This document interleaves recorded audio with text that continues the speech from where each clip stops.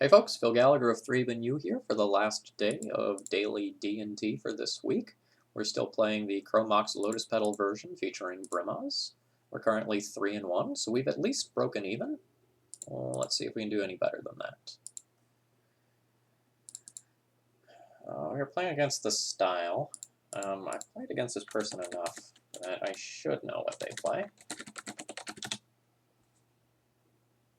Delver of various natures and Snoko. Alright, so blue deck.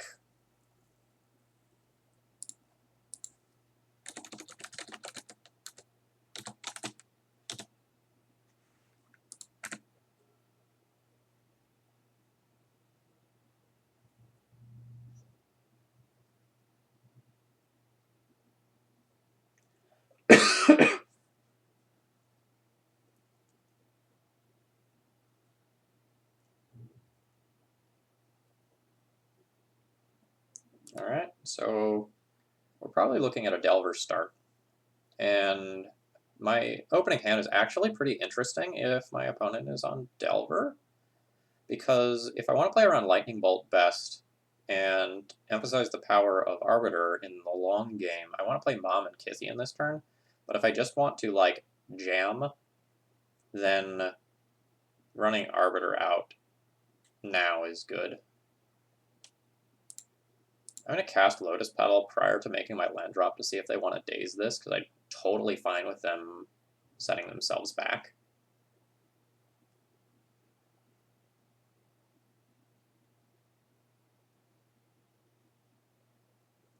And now it's tricky.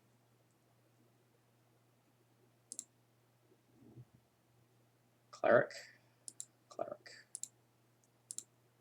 go for a free one. If I don't get the free one because my opponent has the bolt, then my mom is more likely to live.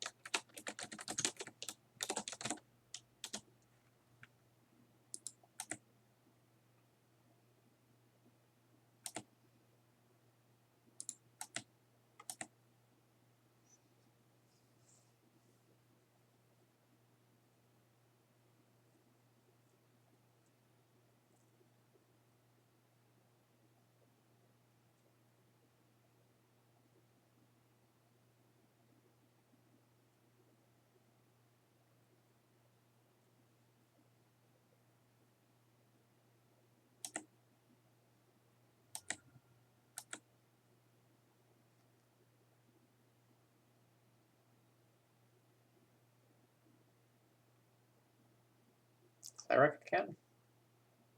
Cleric again.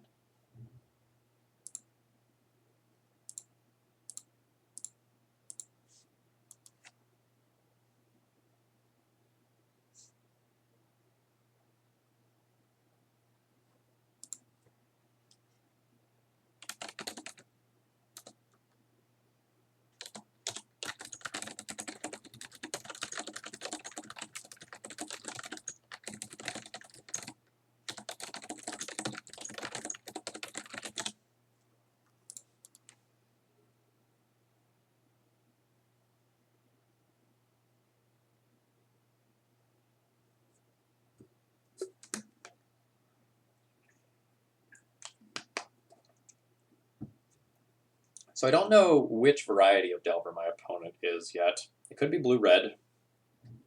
Never mind, they're Rug. Whew! Those are dudes.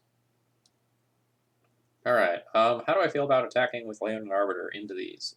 Great.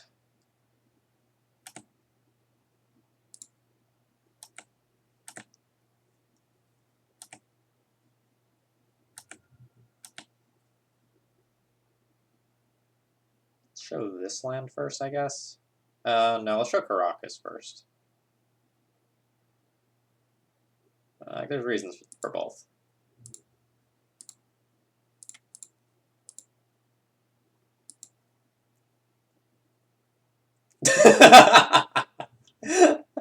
My My opponent has said, I do not like this situation. That is understandable.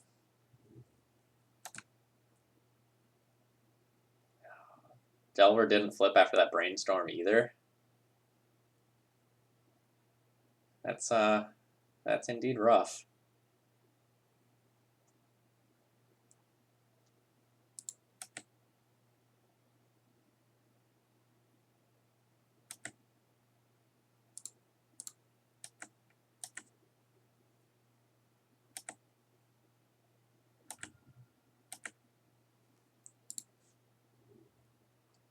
So we're going to play the Smuggler's Copter first and play it around Daze. And then we're going to play a Kythian. We don't care about the Kythian quite as much. So if it gets dazed, like that's not that big of a deal. I have another.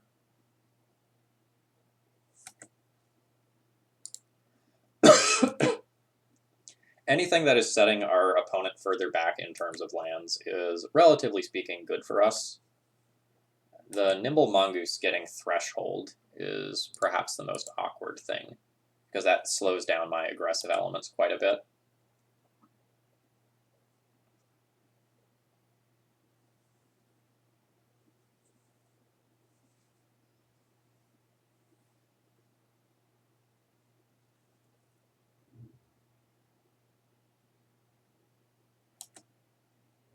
All right, that's spooky, because that Delver should flip.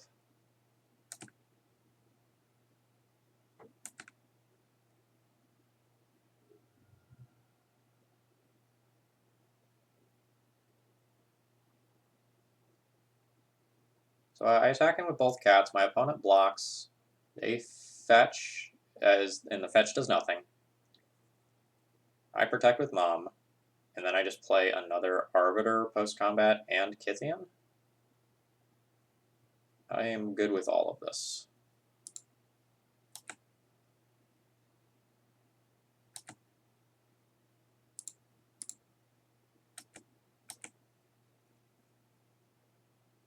Oh man, we snuck that damage.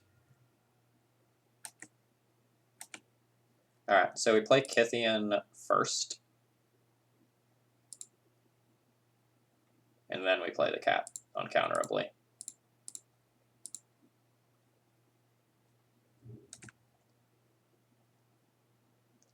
Okay, so I guess if my opponent actually fetches there, they don't get to guaranteed flip the Delver, which is probably something that they want to do.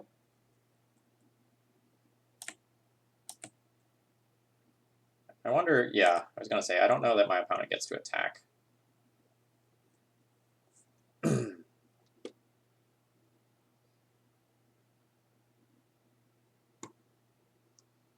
This Kythian turning into a creature is really weird.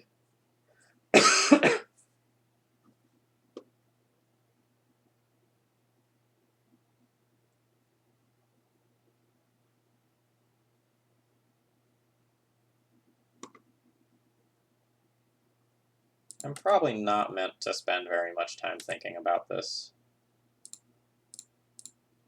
Send them.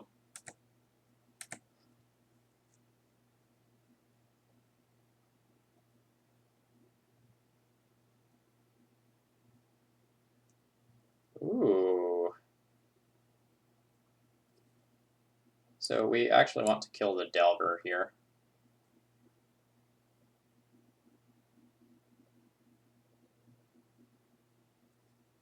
Because like my opponent can just like fetch and make the Nimble Mongoose big. There's a lot of respect for this Kythian. I could make it indestructible.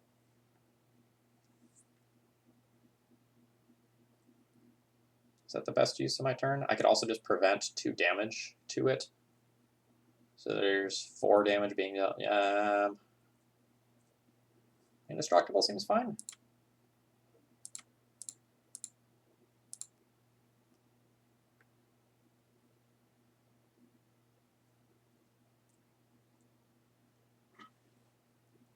That was a weird one.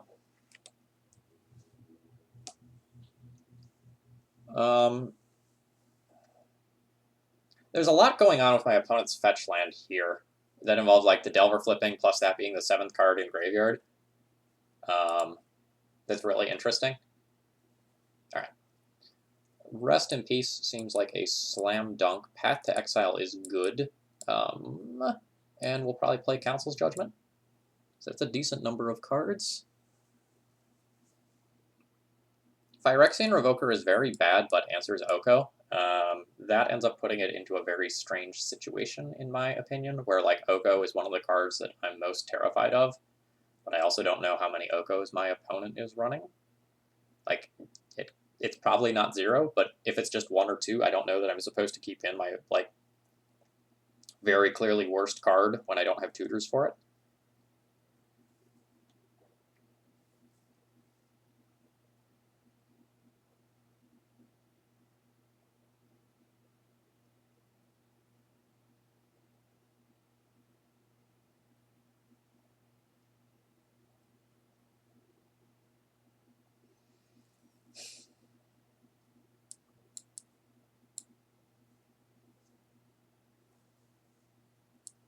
I can see myself trimming one of those. It trades with Delver, but hopefully my 4, 7, 8 removal spells do an okay job of keeping that stuff in check.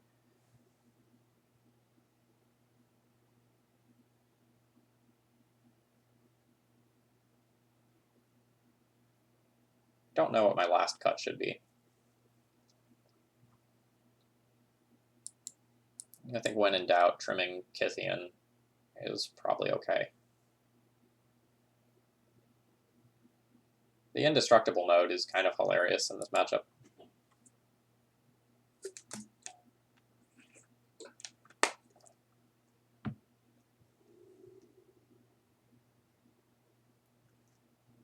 This is fine.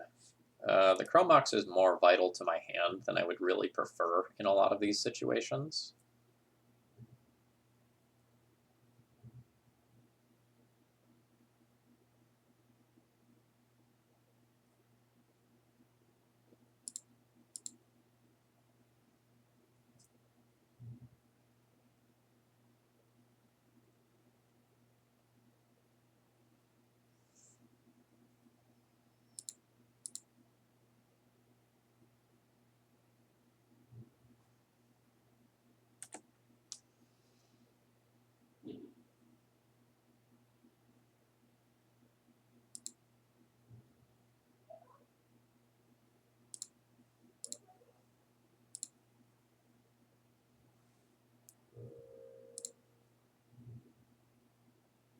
Cat or Cleric? Cleric.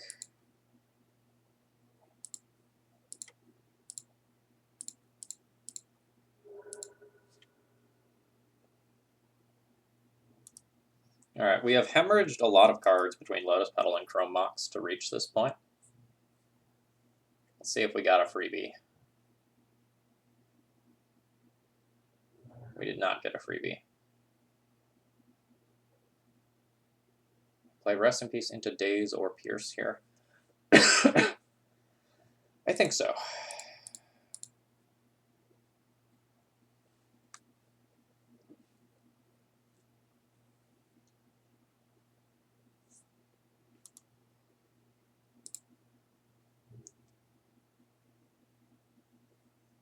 My hand's pretty soft. And I was hoping to exploit a hole in my opponent's game plan accordingly, because I don't have a lot going on if my opponent plays True Name Nemesis or Nimble Mongoose. I have something like a Dreadhorde Arcanist covered. Wastelanding becomes much less attractive with them having a Sylvan Library, but I don't think I get a choice.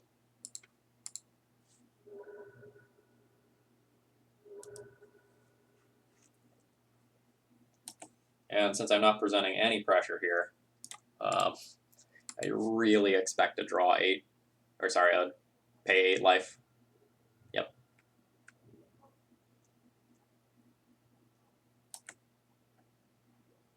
I don't think I remove a Delver if it's the threat my opponent plays. I think I have to remove a Tarmogoyf or an Arcanist, though.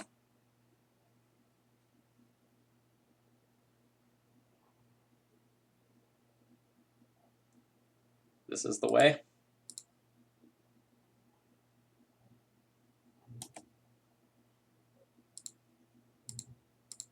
Please don't. Oh shit, I did put it on cleric, not cat. Oh wait, hold on. I can do that post-combat. Oh, no. Alright. Fuck that up.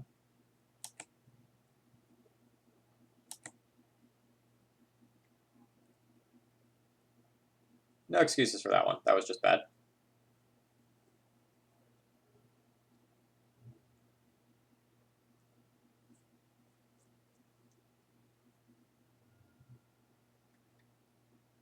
Shame concede.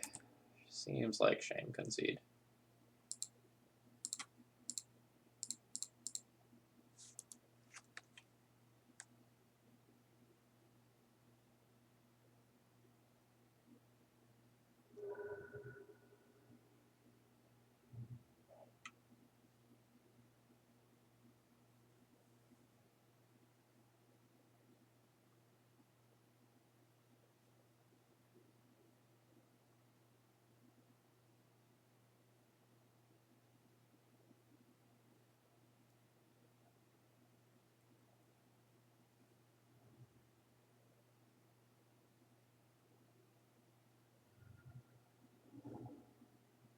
Ooh, opponent has stifles and post-board. Those do not do a ton against me. Outside of Wasteland and Ghost Quarter, which I guess are important.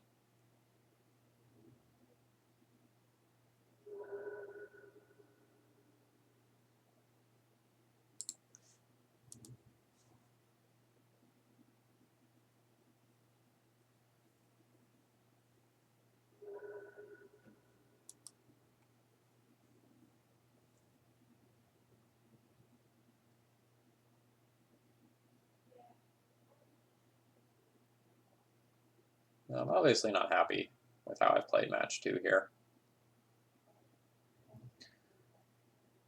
But luckily, my opponent's Sylvan Library isn't delivering quite as hard as it does in some situations. Gained some amount of important information for the next game.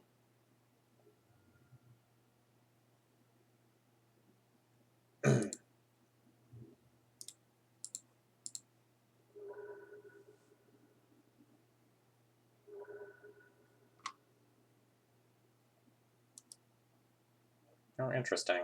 They pondered, didn't shuffle, and then shuffled off the Ghost Quarter.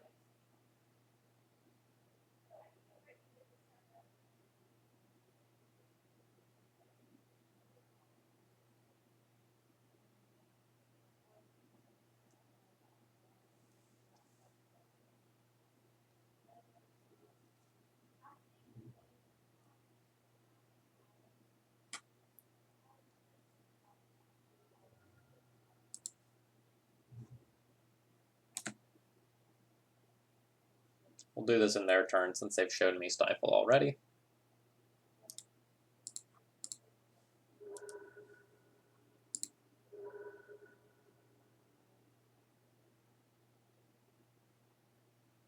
Brainstorm.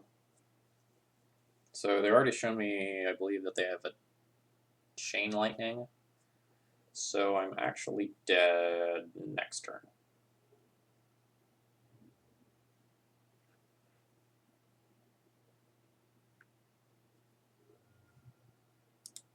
Yeah, that does not save me.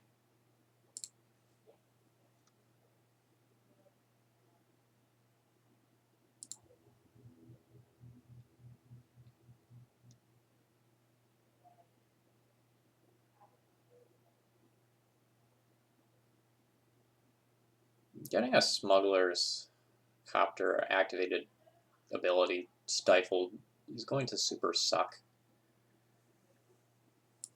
I think I'm just going to junk this when I'm on the play for another Kythian, just give myself more aggressive early plays. If my opponent has Sylvan Library or even multiple of them, I just want to have more cards that pressure their life total early.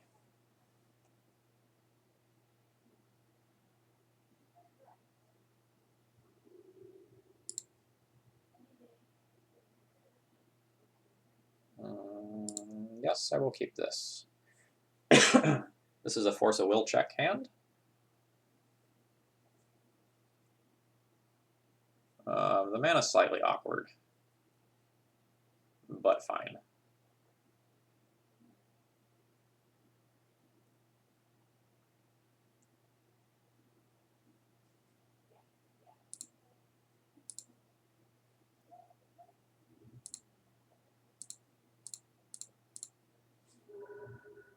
Alright, so now Lightning Bolt for turn 1 Arbiter would be...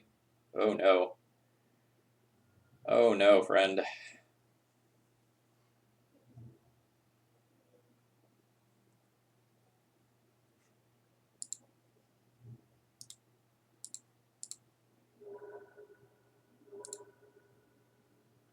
I guess on the off chance that my opponent plays something super weird, like a Pyrokinesis, I should attack first.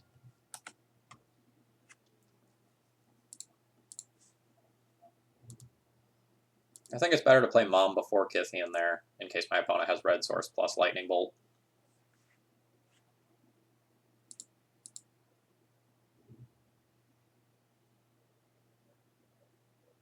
And I think I just go in with the cat there.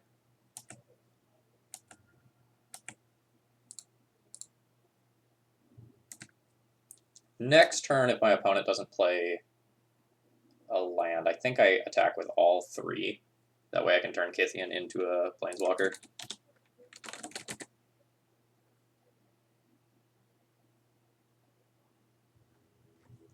Alright, so we end up with the 4-1 this league. Thoughts on the deck list? I don't know that this deck list is good. We 4-1'd with it. But basically, the entire time I was playing it, I felt fearful. I felt like the games could turn on a dime.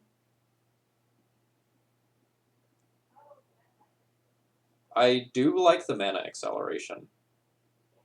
I think Chromox and Lotus Petal definitely pulled their weight in gold. I do like the Arbiters. Those were quite good. But I think this deck list still has some problems. And some iterations of this will probably improve on that. Like, the mana's a little sketchy to try and make Cavern of Souls work. Like, Cleric's pretty good most of the time because, like, it hits a huge portion of your creatures, as is Soldier. But, like, then there's things like Tomic that are neither creatures nor soldiers.